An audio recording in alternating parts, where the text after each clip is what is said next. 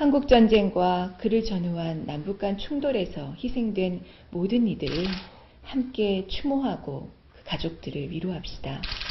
또한 남북관계 회복의 난제였던 금강산 사건, 연평도 사건, 천안함 사건에서 희생된 모든 이들에 대한 북당국의 조의 표명을 제안드립니다. 네, 어제 있었던 이정희 통진당 대표의 회견 내용입니다.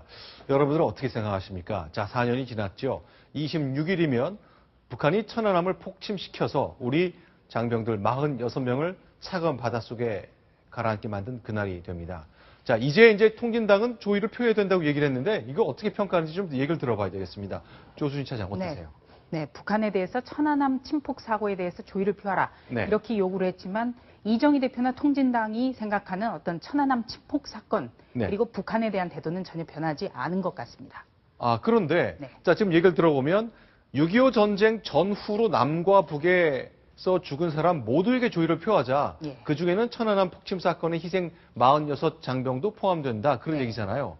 굉장히 얘기를 조의를 표해야 한다고 얘기하는 것 같기도 하면서 그러면 저 6.25 전쟁 때 죽은 북한 장병들 또 이후에 우리를 먼저 공격했다 죽은 북한 장병들에게도 우리가 서로 다 조의를 표해야 된다 그런 얘기인 것 같네요. 그렇습니다. 그러니까 네. 6.25 전후해서 네. 남과 북이 서로의 희생자에 대해서 네. 서로 공동 책임을 가지고 조의를 표하자. 네. 이렇게 제안을 한 거고요. 네. 어제 국회 기자회견에서도 역시 여전히 천안함 사고라고만 얘기를 했습니다.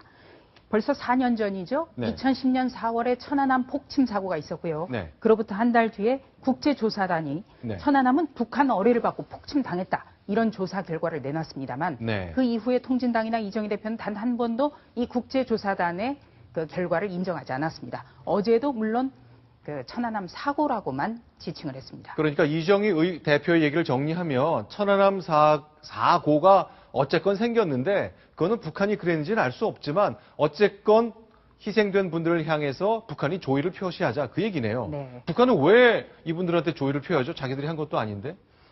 글쎄요. 그래서 이제 정치권에서는 제가 그죠 이걸 예. 차장께 여쭤볼 질문은 아닙니다만. 네.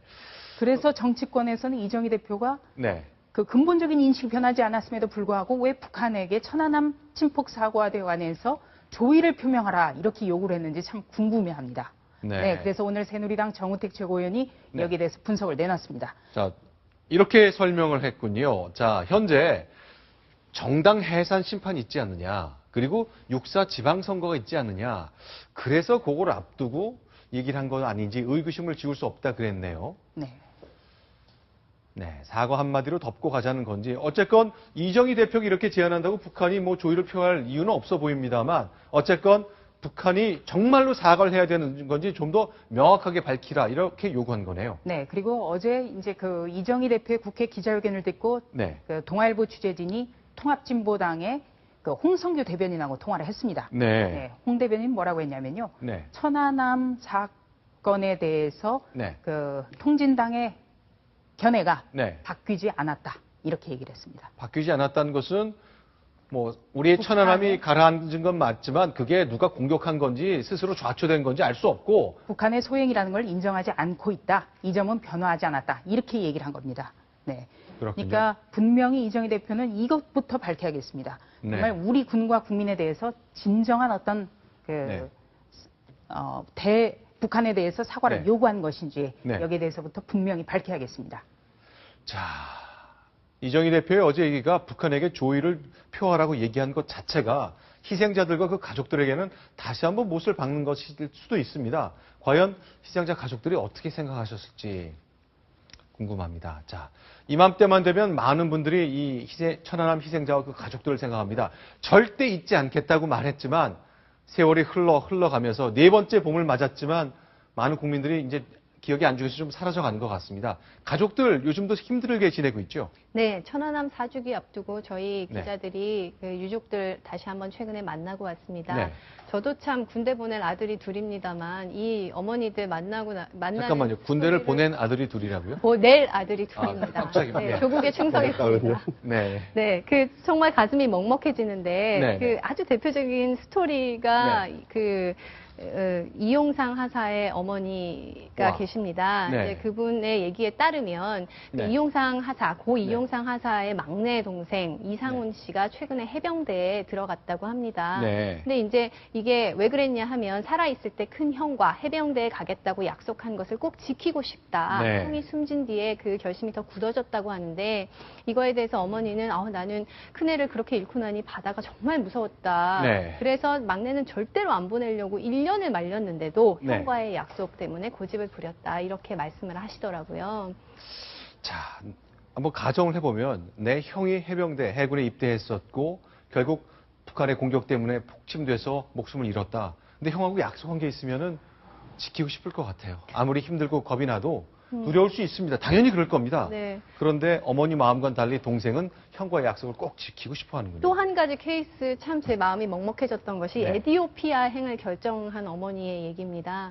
아프리카로 어머니가 가셨어요? 네, 그러니까 이제 그 성금이 있을 거잖아요. 그렇죠. 그거를 이제 그 에티오피아 6.25 때 파병한 그 유일한 아프리카 국가 에티오피아를 위해서 네네. 거기에 있는 참전 용사 병원비, 장례비 등에 쓰시라며 네. 2천만 원을 들고 직접 에티오피아를 가겠다고 결심하신 어머니 계십니다. 네. 고 민평기 상사의 어머니 윤상사. 그 민평기 상사. 예.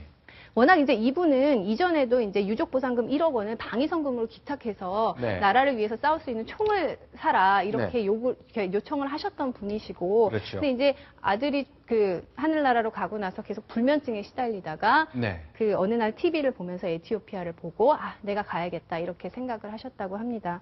이 유족들 아직도 천안함 얘기만 나오면 눈시울이 벌개지세요. 특히 그렇죠. 이제 천안함이 누구 소행이냐 아직도 이 논란이 안 끝나고 있다는 얘기를 들으면 정말 네. 마음 아파하시는 건데요. 네. 그런 논란 정말 이 유족들 마음 후벼 파는 겁니다. 그렇죠. 네 번째 봄을 맞았는데 많은 논란 이제 잊혀져가는 것도 문제고요. 정확하게 북한의 소유라는 걸 인정하지 않은 국민들이 꽤 있다는 점도 그렇고 정치권 역시 마찬가지입니다. 다만 요즘 분위기가 조금 달라지는 것 같습니다만 더 힘을 내시고 또 용기를 내셨으면 좋겠습니다. 이 유족들이 이제는 네 번째 봄을 맞아서 이제 같이 봉사활동도 시작하신다면서요. 네. 뭐 그렇게 하신다는 얘기도 들려오고 있으니 저희가 네. 많은 격려와 응원해야 될 것 같습니다. 네, 채널 A 그리고 뉴스탑10도 이 46 용사 유족들의 앞으로의 행동에 정말 용기의 박수를 좀 드리고 싶습니다.